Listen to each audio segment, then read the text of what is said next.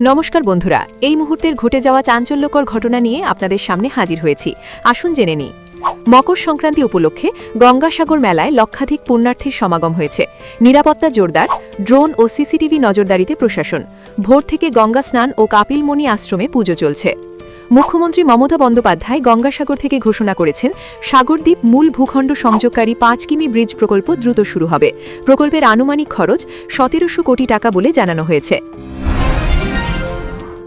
I-PAC red বিতর্কে আজ supreme কোর্টে ইডির পিটিশনের শুনানি হওয়ার কথা। রাজনৈতিক মহলে উত্তেজনা তুঙ্গে।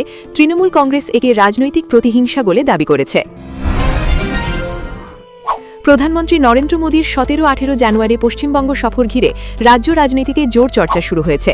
বিজেপি সূত্রে জানা গেছে, একাধিক কর্মসূচি ও সভা থাকতে পারে। ভোটার তালিকা সংশোধন বা এসআইআর ইস্যুতে রাজ্য জুড়ে ক্ষোভ বাড়ছে। বহু মানুষের নাম বাদ পড়ায় অভিযোগ, বিভিন্ন জায়গায় বিক্ষোভ ও প্রশাসনিক অফিসে উত্তেজনার খবর মিলেছে।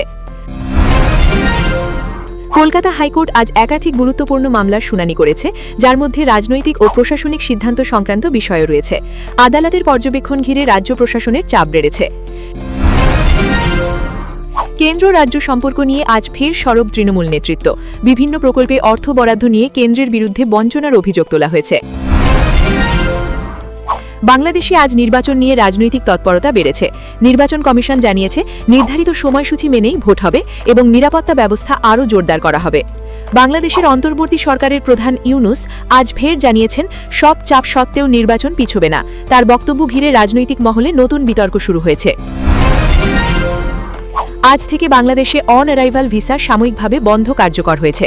১৫ জানুয়ারি থেকে ১৫ ফেব্রুয়ারি পর্যন্ত এই সিদ্ধান্ত বলবৎ থাকবে বলে জানানো হয়েছে। ফিফা বিশ্বকাপ ট্রফি আজও বাংলাদেশে প্রদর্শিত হচ্ছে।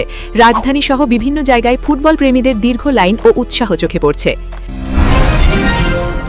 জেফার রহমান ও রাফসান সাবাবের বিয়ের পর আজও সোশ্যাল মিডিয়ায় বিয়ের ছবি ও ভিডিও ভাইরাল। সেলিব্রিটি মহলের শুভেচ্ছার বন্যা অব্যাহত। আন্তর্জাতিক বাজারে আজ অপরিশোধিত তেলের দামে সামান্য ওঠানামা দেখা গেছে। এর প্রভাব আগামী দিনে জ্বালানির দামে পড়তে পারে বলে বিশেষজ্ঞরা মনে করছেন। ভারতীয় শেয়ার বাজার আজ মিশ্র গতিতে শুরু হয়েছে। ব্যাংক ও আইটি শেয়ারে চাপ থাকলেও কিছু মিড ক্যাপ স্টকে কেনাবেচা দেখা যাচ্ছে। রিজার্ভ ব্যাংক অফ ইন্ডিয়া আজ ডিজিটাল পেমেন্ট সংক্রান্ত নতুন নির্দেশিকা জারি করতে পারে বলে ব্যাংকিং মহলে জল্পনা চলছে।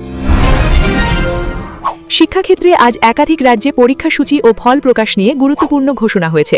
পড়ুয়া ও অভিভাবকদের মধ্যে বিষয়টি নিয়ে আগ্রহ তুঙ্গে। রাজ্যে স্বাস্থ্য দপ্তর শীতকালীন সতর্কতা জারি করেছে।